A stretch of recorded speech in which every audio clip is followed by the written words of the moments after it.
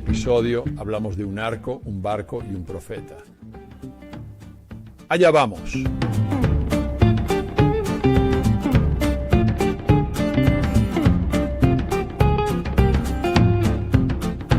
Bien, en este rápido episodio multimedia vamos a cubrir Nefi capítulo 16 al 22. Esto va a terminar el primer libro de Nefi.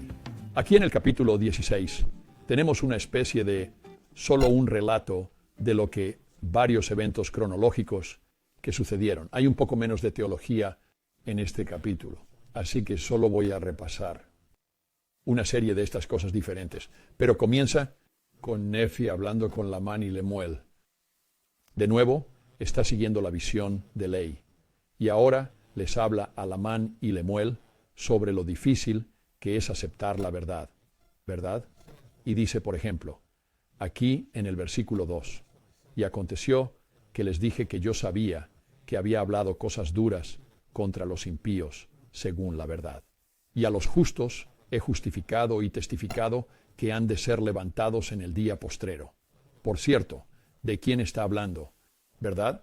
En su tiempo probablemente está hablando de nuevo, varios grupos de personas que habrían estado en Jerusalén o ya habían dejado Jerusalén, al igual que los leítas están haciendo aquí, ¿verdad?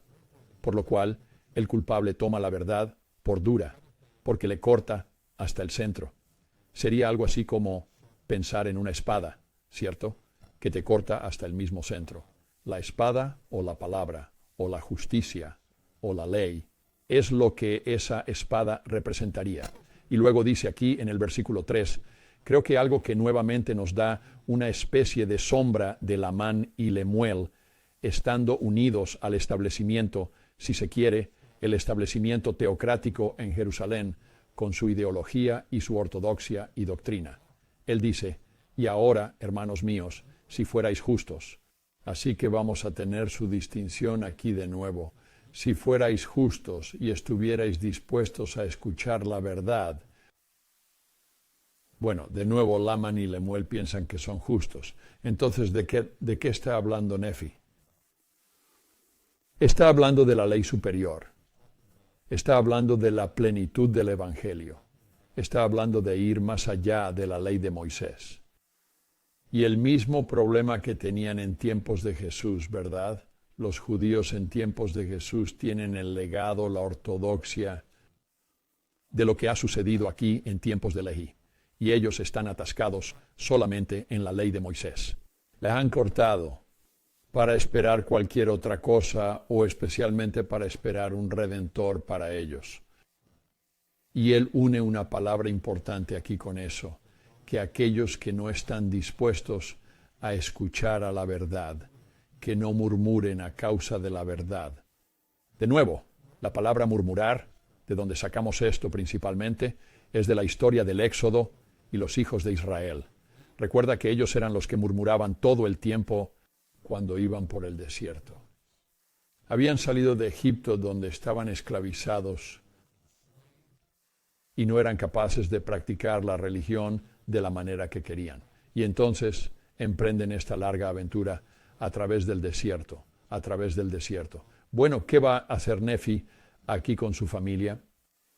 Los leítas van a pasar por un tiempo increíblemente difícil de aproximadamente 8 años más o menos, donde van a sufrir hambre, van a estar cerca de la muerte, sufrirán por falta de agua, van a sufrir debido a la forma de vida intensiva en mano de obra que tienen. Básicamente van a ser como beduinos árabes, viajando en sus tiendas con sus bestias de carga y tal vez algún tipo de ganado. Y es un modo de vida muy, muy difícil. Y dependen completamente de los elementos a su favor, lo que no sucede muy a menudo allí. Y así, esto es muy diferente de un estilo de vida muy elegante que, por ejemplo, Lamán y Lemuel habrían tenido en Jerusalén, ya que su padre, Leí, parecía ser alguien de renombre y rico. Es una diferencia muy, muy marcada de lo que ellos estaban acostumbrados. Pero murmurando aquí, Nefi se va a poner las pilas para el resto de esta expedición por toda la península arábiga y los va a comparar a los leítas con los hijos de Israel que salieron de Egipto y vagaron por el desierto durante 40 años. Y así Nefi y Lamán y Lemuel y Zoram toman esposas de las hijas de Ismael. Recuerda que Ismael también tiene hijos, y al menos un par de ellos están casados, con hijos. Cuando Lamán, Lemuel, Sam y Nefi regresan a buscar a la familia de Ismael, esos hijos ya están casados y con hijos. Y no sabemos qué tan grande es este grupo en realidad. No sabemos quién más está realmente en esto. Muchas veces, en la forma en que escribían antiguamente, se concentraban en la familia. Mencionan a Zoram aquí, por supuesto, y los zoramitas se convierten en una gran parte del libro de Mormón.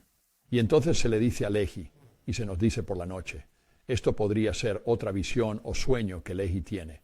Parece ser en gran medida un conducto para esta forma de comunicación con Dios. Y así se le dice por la noche que al día siguiente tienes que levantarte e irte. No hay tiempo para esperar aquí, así que se levantan por la mañana y se van. Ahora es realmente interesante porque viajar en la península arábiga para los beduinos es algo interesante, ¿verdad? El estilo de vida que tienen viviendo en estas tiendas requiere movimiento a menudo. Por lo general, no se puede permanecer en un lugar por mucho tiempo. La estancia media en una de estas tiendas, en una zona, es de unos 10 a 12 días, y eso es todo. Ahora bien, a veces puedes quedarte hasta 6 meses, pero mucho tiene que ver con las estaciones. ¿Qué época del año es? ¿Cuánta agua va a haber? ¿Cuánto follaje hay en esa zona en la que te detienes? Porque puedes detenerte, y con todas tus bestias de carga y ganado que tienes contigo, puede que no seas capaz de permanecer allí mucho tiempo. Puede ser que nadie ha venido y se ha quedado allí por un tiempo, y algo del follaje ha crecido. Ha habido algo de agua allí. Hay algo para comer, hojas para comer, y hay animales para cazar allí. Pero puede que no te mantenga durante mucho tiempo, dependiendo de dónde te hayas parado. La otra cosa que realmente te hace moverte es que si tienes este ganado y estas bestias de carga, y estás en un área específica aquí, obviamente no están muy lejos, y no quieres arriesgarte a que te roben tus camellos y tu ganado. ¿No es cierto? Así que no están muy lejos de tu tienda, probablemente no justo al lado, pero no demasiado cerca. Y el problema es que cercanía, esa proximidad de los animales, es que después de un tiempo, te puedes imaginar, empieza a apestar bastante mal. Y lo que es aún peor son las pulgas. Y al final se vuelve intolerable y tienes que mudarte. Y así, de nuevo, si se trata de un pequeño oasis, una pequeña zona de follaje, que son muy parecidos a algunos de los lugares que se ven en el norte y el centro de Arabia. Entonces usted va a tener que moverse y encontrar un nuevo lugar en ese momento. Así que se despiertan a la mañana siguiente y allí está la curiosa bola, ¿verdad? La bola curiosa y la liajona. Y es interesante pensar qué es esta cosa. Y creo que la mayoría adivinamos realmente qué es esto, qué es este instrumento. Pero creo que lo importante para entender es cómo es una herramienta para nosotros mientras interpretamos lo que es esta brújula que se basa en la fe y en recibir respuestas del Señor. Por supuesto, todos nosotros, si estamos hablando de un punto de restauración aquí con los leítas, lo que tendría allí con ese bola de curiosa hechura es el Espíritu Santo, ¿no es cierto? Es una función de Melquisedec, una función de ley superior que Nefi está insertando aquí. No es que no estuviera allí, estaba allí, pero es una parte de su jornada de restauración y de asegurarse que tenemos todos estos instrumentos que son una parte de algo de la ley superior. Y recuerda, esto es algo así como uno de los instrumentos. Están reuniendo algunas de estas cosas. Han tenido la espada de Labán, ¿verdad? Que guardan. y que se mantiene todo el camino a través de los reyes y los profetas hasta Moroni. Y luego tienes aquí la Liahona que se mantiene todo el camino hasta Moroni. Y eventualmente cuando Mosía viene y se encuentra con los mulequitas, ellos también obtienen las piedras videntes que son del hermano de Jared y las guardan. Y así tienes estos artefactos que eran realmente parte de un legado de este pueblo y todos son parte de un simbolismo de su relación con Dios. ¿Correcto? La espada de Labán fue algo que los liberó, por así decirlo, de Jerusalén porque pudieron obtener las planchas de bronce, los registros de Dios, las escrituras, y por eso hablamos de la palabra de Dios y la ley. Bueno, está la espada, ¿cierto?, de la que acabamos de hablar. Y así tienes la espada de Labán, y luego vas a tener el Espíritu Santo aquí en la forma de algo físico, un elemento físico que es la liahona, y funcionó con 2 flechas, se nos dice. Y es algo interesante. Quiero decir, eso es algo, uno de los dioses egipcios más antiguos es el dios Min, y a menudo tiene con él es casi como un rayo como el que tendrías para Zeus, pero lo que realmente es una flecha de púas o 2 flechas en cierto sentido. Es como si fueran 2 flechas. Y Min es principalmente de la zona del Sinaí y el Bajo Egipto del desierto. Es el dios del desierto, que habría tenido estas 2 flechas, por así decirlo, de algo similar a exploración o migración, ¿verdad? Y así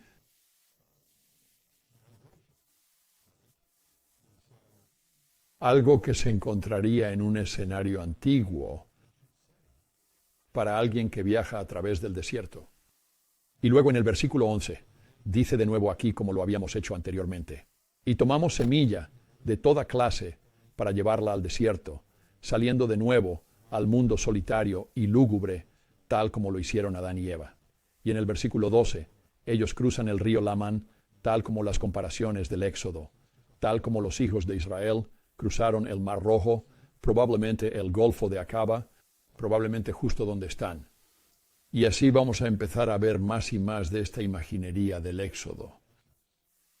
Y se nos dice que van a un lugar llamado Shazer. Esta va a ser otra área, probablemente algo que sería como la cuenca de un río, donde durante ciertas partes del año habría habido agua fluyendo por allí. No tiene por qué seguir allí. Podría haber un poco de agua, pero definitivamente va a haber follaje, una especie de oasis. Y de nuevo, si vas a Google Earth, puedes encontrar estos lugares, estas áreas. Algunos de ellos están arriba en las montañas, y algunos de ellos están abajo en los valles. Y de hecho, Shazer significa algo retorcido. Así que se puede imaginar tal vez un amplio o no tan amplio wadi, un valle, con las paredes rectas subiendo. Y tal vez aquí es donde había un pequeño oasis, una especie de nuevo, una cuenca hidrográfica. Y esto se considera que es en las partes más fértiles. Así que no se alejan demasiado de las fronteras aquí, las montañas, que se encuentran en la zona del Golfo de Acaba, y luego más abajo en el Mar Rojo. Esto es parte de lo que llaman el Camino del Incienso. Es un sendero muy famoso. Hablamos del incienso con el templo, la mirra con el templo. Estas especias fueron traídas a través de este sendero del incienso, especialmente en el sur de Arabia, hacia donde los leítas van a terminar en Bountiful. Y había un rastro que se seguiría donde los comerciantes de estas especias, que eran muy, muy valioso, y no solo para los judíos, no solo para los israelitas, pero para muchas de las culturas de Oriente Medio que utilizarían esto para quemar en sus templos. Usaban incienso y mirra. Y así este sendero había sido desarrollado con probablemente áreas que eran bien conocidas de cuánto tiempo se tarda en llegar a la siguiente parada para conseguir más agua y alimentos. ¿Habría alguien más ya allí? ¿Es lo suficientemente grande para que se quede más de un grupo de personas? Pero estas caravanas definitivamente habrían estado pasando por estas áreas, y en el camino encuentran comida, con sus arcos y flechas. Están matando animales. Así que las áreas donde habría pequeña, mediana, tal vez incluso la casa mayor aquí, había en esas áreas, probablemente todavía, hay cabras montesas si vas más arriba en las montañas, e incluso leopardos en estas áreas. Así que hay caza mayor a la que se le puede disparar con una flecha o una honda, golpear con una honda, y que le duraría a una familia un poco de tiempo. Pero tienes que imaginar que están fuera haciendo esto constantemente, que están fuera constantemente. Piensa en la necesidad en un desierto como este, con muy poca agua, y solo unos pocos puntos de follaje y juego para matar. Probablemente salgan a cazar bastante. Y por lo que están siguiendo la liajona y están encontrando lugares para cazar. Y esto se basa en su fe, ¿verdad?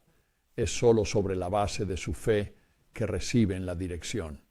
Es en cierto sentido, bueno, es absolutamente una increíble lección objetiva. Sobre la fe, ¿verdad? Si tengo suficiente fe, seré dirigido a donde debo ir. De nuevo, es todo ese principio de no poner el carro delante del caballo. No es poner la señal antes de la fe, ¿verdad? La fe viene primero y luego tienes la dirección y la señal que necesitas. Es aprender cómo trabajar con el Espíritu Santo. Es aprender cómo confiar en el Señor. Y entonces ellos han estado confiando en esta cacería por ellos mismos hasta ahora. Y vamos a suponer aquí, y les mostraré por qué en un minuto, que tal vez llevan unos 2 o 3 años en el desierto hasta ahora, cuando se detienen en esta área. Y Nefi rompe su arco de acero. ¿De acuerdo? Ahora lo que debemos pensar aquí es que probablemente no sea un arco de acero. Arco de acero de una sola pieza. Eso no es lo que tenían en ese entonces. Eso no es lo que fabricaban. Lo que más probablemente sería también un arco de madera que habría tenido varias áreas acanaladas, tal vez acanaladas de metal en él, pero que la madera todavía podría romperse y su arco estaría hecho, por supuesto, en ese punto. Y habría sido muy común en esa época llamar a ese arco un arco de acero, a pesar de que todavía está hecho de madera curvada. Y así regresan al campamento, a la tienda sin comida. Y Laman y Lemuel están murmurando, e incluso su padre Lehi, el padre de Nefi, comienza a murmurar de nuevo, volviendo a la historia de los hijos de Israel, ¿verdad? Cuando no tenían comida, ¿qué tal que iban a morir de hambre en el desierto? E incluso Aarón, por ejemplo, habría estado murmurando, y aquí Lehi está murmurando, y así esa murmuración va junto con este viaje muy difícil. Y tener que poner todo lo que tienes en la confianza del Señor, que es lo que Nefi hace.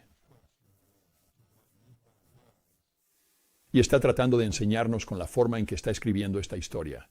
Quiero decir, la capacidad de cualquiera de nosotros, en un mundo moderno, el mundo occidental moderno, aquí, para salir y ser capaz de hacer esto sin murmurar.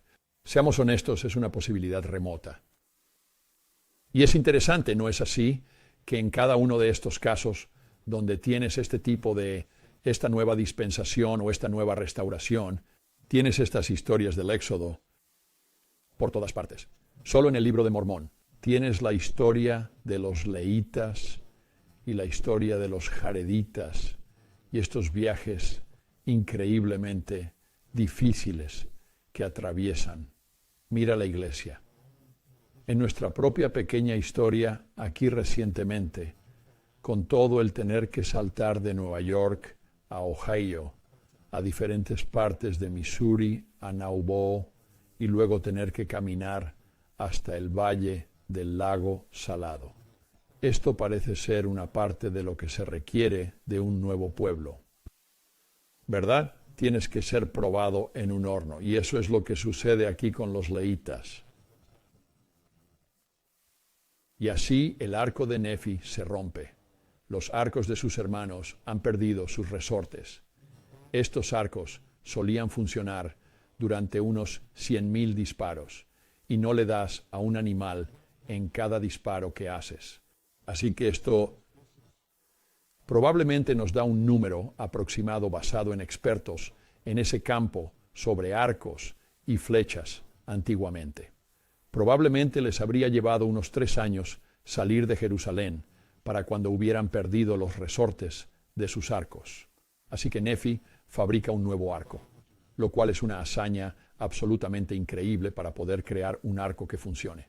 Normalmente se necesitan expertos para poder hacerlo. Y va a ver a su padre Lehi, el patriarca, y le pregunta, ¿dónde puedo encontrar comida? Y Lehi es humillado realmente por Nefi. Y entonces Lehi va a la liona y lee allí algunas palabras que lo aterrorizan, así que se siente muy, muy humillado, porque murmuraba y no creía completamente. Y Nefi creo que nos está dando el ejemplo de que, mira, hay un plan en marcha. Recuerden los lirios del campo. ¿Recuerdas los lirios del campo? De nuevo, esa es una frase que se usa típicamente en un ejemplo del tipo de restauración. Lo vemos en la sección 84, en Doctrina y Pactos. Lo vemos en el Nuevo Testamento con Jesús. Y entonces el Liona le dice que vaya a las cimas de las montañas. Ahí es donde algunas de esas cabras habrían estado y otros animales que viven más hacia los extremos superiores de las montañas. Un terreno muy, muy difícil. Y Nefi mata más de una bestia salvaje y consigue comida para la familia. Luego se detienen unos días más. Ahora van a terminar en un lugar llamado Nahum, que en realidad sabemos que hay un lugar llamado Nahum en este camino que probablemente siguieron. Es probablemente el único, se puede llamar evidencia arqueológica bastante sólida del Libro de Mormón. En cualquier lugar está este nombre del lugar, Nahum. Y esto básicamente significa luto o consolación. Eso es lo que Nahum probablemente significa. Lo que tendría mucho sentido para mencionar el nombre de la misma, si es donde Ismael muere. Y luego tenemos aquí en 35 que las hijas de Ismael lloraron mucho por la pérdida de su padre. Ya hemos hablado antes de cómo las mujeres son la puerta de entrada y culturalmente son típicamente representadas en estos lugares. Obviamente en el nacimiento, pero también en la muerte, así como tenemos a las mujeres a los pies de Cristo en la cruz y por supuesto en la tumba. Cuando Jesús sale de la tumba, habla con María. Así que esto está en línea con esa cultura. Y luego aquí estamos en 37, donde las cosas se ponen muy, muy tensas. Y dice, y dijo Lamán a Lemuel y también a los hijos de Ismael, he aquí, matemos a nuestro padre, y también a nuestro hermano Nefi, que ha asumido ser nuestro gobernante y nuestro maestro, que son sus hermanos mayores. Y en el 38 dice, ahora dice que el Señor ha hablado con él. Bien. Revelación, ¿verdad? Esto es algo en contra de los deuteronomistas y también que los ángeles le han ministrado. Recuerden esa reducción en la jerarquía celestial en la que se enfocan los deuteronomistas. Pero he aquí, sabemos que nos miente. Es porque se están retrayendo a sus caminos de Jerusalén.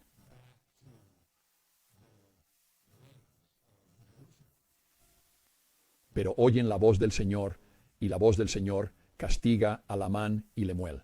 Y entonces ellos apartaron su ira y se arrepintieron de sus pecados, de tal manera que el Señor nos bendijo de nuevo con comida para que no pereciéramos. Es interesante. Este es un pensamiento muy de entonces y es probablemente una verdad. Nosotros no lo pensamos de esta manera, pero los antiguos lo hacían. Y eso es, si hay alguien entre ustedes que está siendo pecaminoso, entonces eso puede estar impidiendo que el grupo reciba bendiciones. Piensa en la historia de Jonás y la ballena, ¿verdad? Donde Jonás es, ya sabes, la tormenta está pasando y están tratando de averiguar por qué esto está sucediendo. Debe haber alguien a bordo que ha sido pecador. Y Jonás finalmente dice, está bien, lo confieso, soy yo. Y lo tiran por la borda, ¿verdad? Para que puedan salvarse. Es la misma idea con la que Nefi está terminando aquí, diciendo que porque Lamán y Lemuel apartaron su ira, que ahora son bendecidos con comida. Y vamos a verlo en un momento aquí de nuevo, en un barco, al igual que Jonás. Luego llegamos justo al final de su viaje y se nos dice, y sucedió que tomamos nuestro viaje en el desierto y viajamos casi hacia el este desde ese momento en adelante. Y viajamos y pasamos por mucha aflicción en el desierto, y nuestras mujeres dieron a luz en el desierto. Esto va a ser, de nuevo, muy, muy difícil. Estos niños pequeños que están naciendo y están tratando de sobrevivir como los beduinos. Ahora bien, esto, por cierto, en el extremo sur de Arabia, va a ser exactamente donde usted iría aquí, cortando a través de una zona donde había un montón de bandidos. Había bandidos por todas partes, pero especialmente en esta zona, y por lo que tendría que ser muy, muy cuidadoso. Y, especialmente de noche, querrías esconderte. Y esto te llevaría exactamente hacia donde terminarías en el extremo sur de la península arábiga. Pero mientras tanto, no debían tener ningún fuego, y eso es algo común. Si lees los pocos relatos de occidentales que habían ido a Arabia Saudita y vivido con los beduinos, incluso con Sir Richard Burton, por ejemplo, te haces una idea de que siempre estás en guardia de los demás, ¿verdad? No vives en una ciudad. Podría ser solo usted y su familia y algunos otros. Y hay una cultura allí que va a haber redadas todo el tiempo.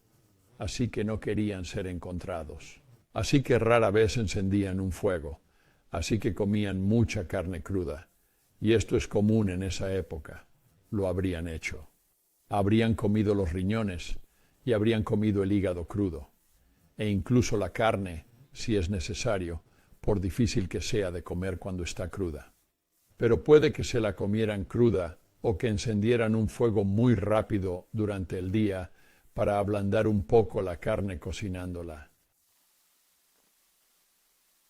Pero hace que te preguntes, de nuevo, acerca de esas 116 páginas y lo que Leahy podría haber cubierto sobre este viaje y lo fascinante que sería conseguir realmente un relato en profundidad de este increíble viaje de 8 años a través de la península arábiga, quedándose una semana o dos en un lugar, mudándose a otro lugar por unos meses, a otro lugar por unas semanas, y todas las dificultades que debieron haber tenido. Y entonces, en el versículo 5, dice, y llegamos a la tierra que llamamos generosa por sus muchos frutos, y también miel silvestre. Esto es fascinante. Hace unos años, hace 5 años, estaba leyendo un libro del lingüista hebreo Zioni Sevit. Hice un episodio sobre esto. Es uno de los primeros que hice. Y me encontré, mientras lo leía, me encontré con su discusión de la palabra Edén, del jardín del Edén. Y está hablando sobre el Edén y cuál es su etimología, de dónde viene esta palabra, qué significaría realmente de forma literal, y adivina a qué llega. Es fascinante. Sí, lo has adivinado, se le ocurrió Bountiful. Dice que Edén significa generoso. Dijo esa palabra exacta. Bastante fascinante. Y están en la orilla del mar. Y dicen que llamaron a esto Iriantum, que se interpreta como muchas aguas. Esto probablemente tiene una raíz egipcia en la palabra Iriantum. Pero este no es su lugar final. Y por mucho que estén emocionados y alborozados por esta área de Bountiful en la que están, dice aquí en el versículo 7, y sucedió que después de que yo, Nefi, había estado en la tierra de Bountiful por el espacio de muchos días, no parece un periodo de tiempo demasiado largo, vino a mí la voz del Señor diciendo, levántate y sube a la montaña. Y sucedió que me levanté, subí al monte y clamé al Señor. Así que eso sería, de nuevo, como Moisés subiendo al Sinaí para tener su visión. ¿Cierto? Eso es lo que está viendo aquí. Algo muy similar. Eso es lo que está narrando usando esa idea de autoría. ¿Cómo está tratando de unir todo esto? Recuerda que Moisés subió a la montaña del Sinaí. Tuvo una visión. ¿Y de qué se trataba realmente esa visión? Esa visión era realmente sobre la construcción, el tabernáculo. Él ve la visión de la creación, la visión del jardín del Edén, y vuelve a bajar de la montaña con las tablas y construye el tabernáculo. ¿Y qué hace Nefi aquí? sube a la montaña, como fue llamado, al igual que Moisés, para subir a la montaña, y luego regresa, entendiendo que necesita construir la nave. Y así el barco se convierte en un templo para ellos. Es un paralelo exacto en ese sentido. Ese barco es un templo. Es lo mismo con los jareditas, cuando llegamos a ellos también, con el hermano Jared, que sube a la montaña y ve el dedo del Señor y luego construye los barcos. Y luego volvemos a la historia de los hijos de Israel. Así que Nefi vuelve abajo, dice, oye, me han dicho que tengo que construir un barco, y empiezan a murmurar contra él otra vez, igual que los hijos de Israel. Y así mis hermanos se quejaban contra mí y deseaban no trabajar, porque no creían que yo pudiera construir un barco.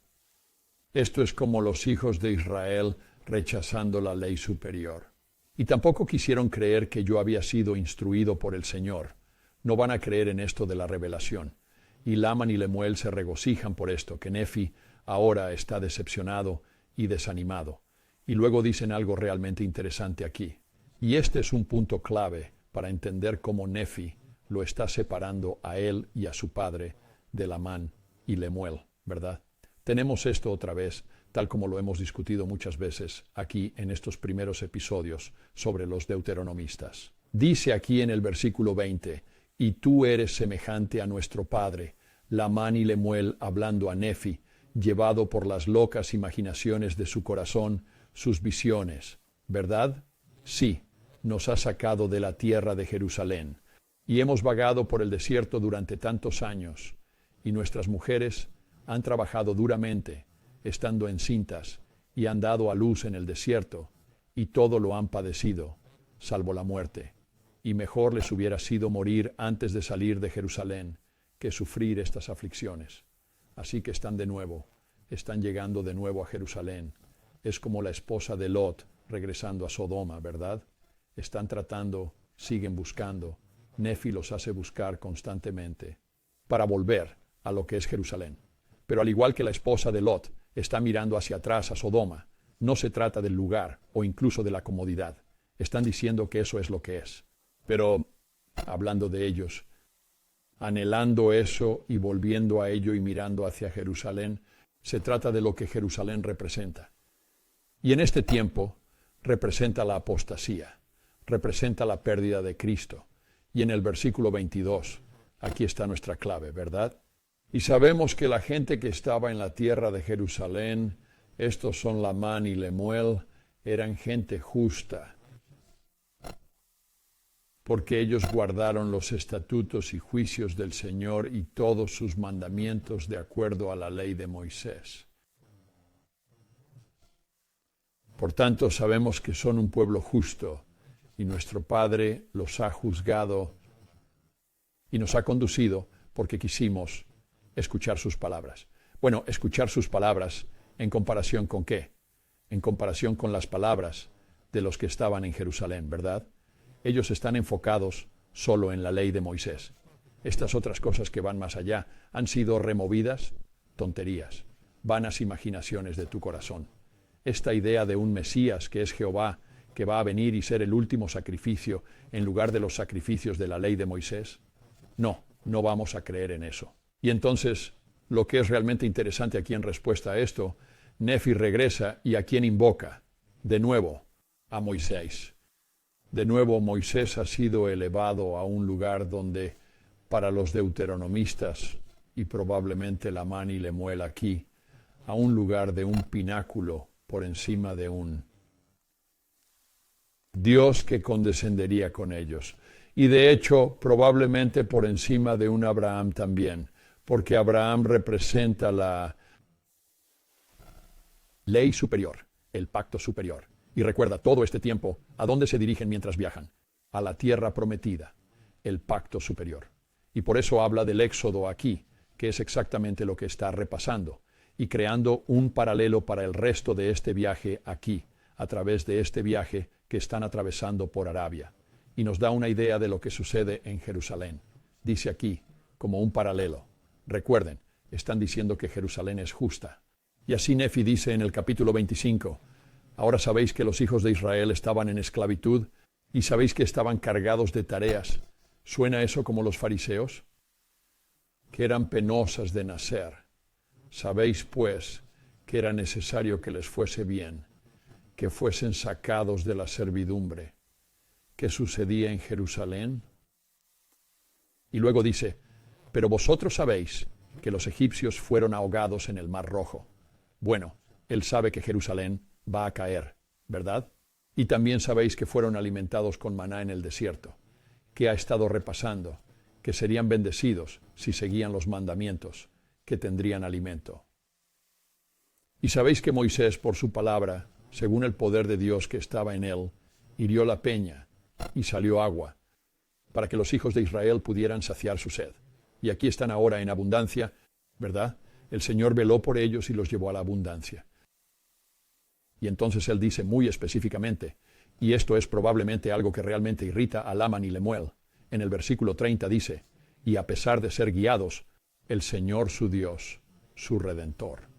Él está poniendo esto aquí. Él está escribiendo esto a propósito aquí.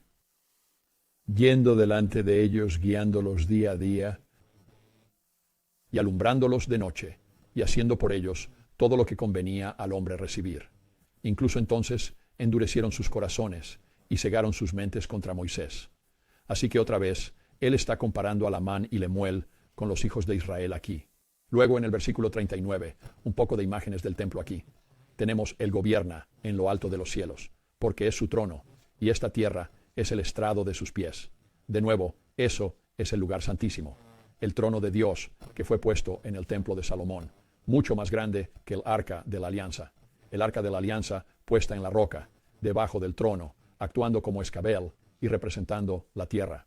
Luego dice algo interesante en el versículo 40, donde los hijos de Israel, ahora bajo un pacto inferior del que aceptaron en el Sinaí. Él ha estado repasando esto con Lamán y Lemuel acerca de Moisés y los hijos de Israel. Ahora invoca a Abraham. Y sobre el pacto con Abraham y la razón por la que fueron salvados es por el pacto abrahámico o el pacto superior de Melquisedec que va junto con el juramento o la tierra prometida. Él dice, y amó a los que lo tendrán por su Dios. He aquí, Él amó a nuestros padres y pactó con ellos, sí, con Abraham, Isaac y Jacob. Ese es el pacto de Melquisedec.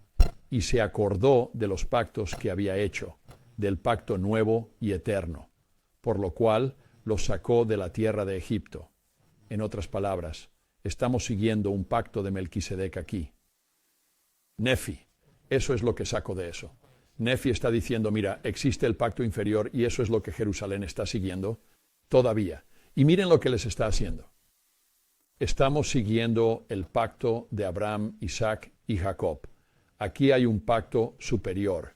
Y esto es lo que acaba de experimentar Nefi al pasar por esta visión, esta compleja visión del árbol de la vida y luego del futuro, esta porción profética de la visión que habla sobre su pueblo y los gentiles y el pacto abrahámico.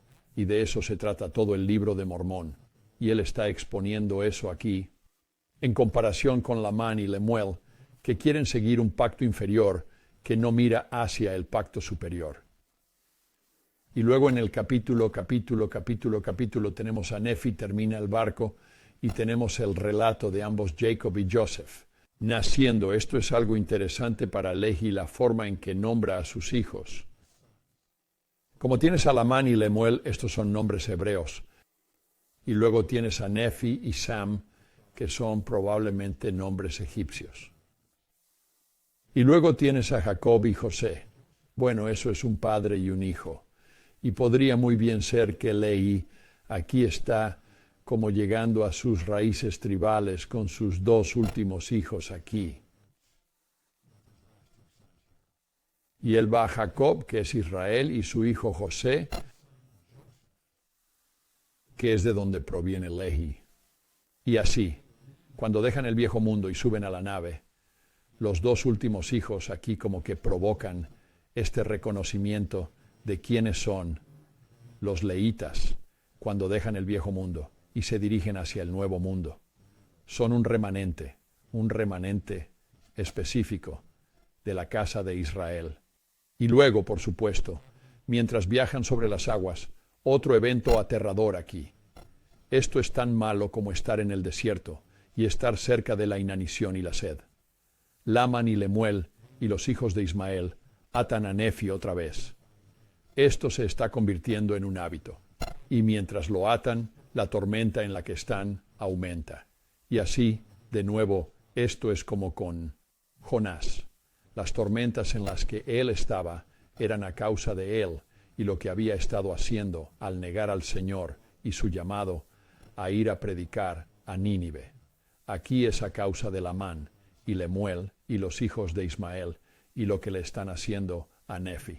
Y justo cuando piensan que todo está perdido en esta tormenta, ya he estado en aguas muy turbulentas, he navegado mucho en aguas abiertas, y es un poco aterrador, ¿verdad?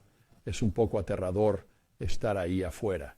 Y si se trata de una gran tormenta, puedes imaginar la terquedad de Laman y Lemuel, no queriendo desatar a Nefi a riesgo de la vida de todos. Pero finalmente lo hacen, y entonces todo se calma. Y es muy obvio aquí que Laman y Lemuel están perdiendo su pequeña lucha de poder aquí. El Señor está con Nefi, y así los vientos y las corrientes finalmente llevan a los leítas a la tierra prometida. Creo que mencioné esto anteriormente, pero es realmente interesante para mí. Creo que el nuevo mundo aquí no es tan desconocido. Y aunque puede que no supieran exactamente a dónde iban, quién sabe. Quiero decir, pueden haber oído hablar de este lugar. Eso no sería sorprendente. En este momento, alrededor de 600 a.C., hay esta enorme agitación en la sociedad, no solo en Judá, sino en todo el Oriente Medio, e incluso en el Lejano Oriente. Y hay expediciones y exploraciones por todas partes, barcos que salen a explorar diferentes áreas. Es una especie de locura que está pasando. Lo mismo ocurrió a principios del siglo XX con la Antártida. Así que como Hugh Nibley lo describió, es un punto muy axial de tiempo con un montón de agitación y un montón de cambios. Pero aquí llegan a la tierra prometida. Pero este es el mismo lugar donde terminan los mulequitas. Más o menos terminan encontrándose con ellos. Y es el mismo lugar donde terminaron los jareditas. Más o menos terminan encontrándose. O los mulequitas terminan encontrándose. El último jaredita. Eso me parece terriblemente coincidente. 3 pueblos diferentes procedentes de 3 expediciones diferentes, 2 aproximadamente al mismo tiempo. Bastante cerca de la misma época, dentro de un par de décadas tal vez, y uno de un milenio o más antes. Y sin embargo, aquí están todos los encuentros entre sí en el Nuevo Mundo. Entonces, podría ser un lugar que el Señor había utilizado a menudo como una tierra prometida para otros pueblos que se habían ido. Sabemos, por ejemplo, que los vikingos terminaron en el noreste de Canadá y en la costa norte superior de los Estados Unidos hace 1000 años. Sabemos que los chinos terminaron llegando a la costa del Pacífico, en México, antes que Colón. Por lo tanto, no es tan extraño que estos grupos de Oriente Medio terminen en América. Así que no es tan extraño que estos grupos del Medio Oriente, el Viejo Mundo, terminen en las Américas. Luego, por supuesto, en el versículo 19, tenemos un poco de teología aquí. Conocemos la profecía de que el Hijo de Dios vendrá dentro de unos 600 años. Lee y profetiza sobre eso. Nefi habla de su crucifixión. Ellos saben acerca de estas cosas. Ellos saben cómo Él va a morir. Y ellos hablan y usan las palabras exactas de Él sufre, ¿verdad? Y lo están golpeando. Todo esto es lo que oyes de Isaías, por ejemplo. Todo esto está enfocado en el Redentor y la restauración del conocimiento de la doctrina de Cristo. Y parece que en las planchas de bronce hay otros libros allí que no tenemos en el Antiguo Testamento hoy. Sorpresa, porque ¿en qué se centran? Tal vez muy explícitamente, se centran en el Hijo de Dios. Se nos dice aquí que el Dios de Abraham, Isaac y Jacob se entrega a sí mismo, según las palabras del ángel, como un hombre en manos de hombres malvados para ser levantado. Ahí está esa frase otra vez. Esta es una frase que ha existido, por lo menos, definitivamente, incluso antes de la serpiente de bronce. De acuerdo con las palabras de Senich, un profeta perdido y para ser crucificado, de acuerdo con las palabras de Nehom. Así que antes de este tiempo, de nuevo, saben que él va a ser crucificado y para ser sepultado en un sepulcro, según las palabras de Senos. Y tenemos aquí ya la señal de los 3 días de oscuridad en su muerte. Y que incluso esta señal sería dada a los que habitan las islas del mar, y más especialmente a los de la casa de Israel. Así que cuando escuchas cosas como, el libro de Isaías realmente no habla específicamente del Hijo de Dios o del Cordero de Dios. Habla de algo así que podría interpretarse como Jesucristo. Solo recuerde que aquí tenemos evidencia de que los profetas hablaron específicamente acerca de Jesucristo, incluso de cómo iba a morir, y que sería enterrado en un sepulcro, y que sería escupido, y que estaría oscuro durante 3 días. Es difícil imaginar que Isaías no, en algún momento, hablara de eso de una manera más explícita. Y Nefi dice aquí, de nuevo, y aconteció que yo, Nefi, enseñé a mis hermanos estas cosas. Se trata de Jesucristo. Y sucedió que les leí muchas cosas que estaban grabadas en las planchas de bronce, incluso sobre Jesucristo. Y luego dice aquí, curiosamente, en el capítulo 23, esto es importante, y les leí muchas cosas que estaban escritas en los libros de Moisés, sino para persuadirlos mejor a creer en el Señor su Redentor. ¿Ves? Él tiene que hacerlos creer en Jesucristo. Les leí lo que escribió el profeta Isaías, porque todas las escrituras nos las he comparado, para provecho y enseñanza nuestra.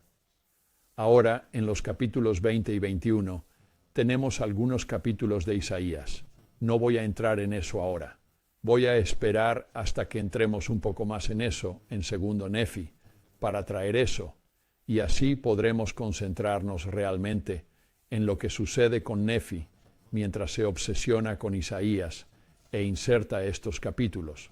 Pero lo interesante es el punto de partida. Llegaré a eso un poco más adelante.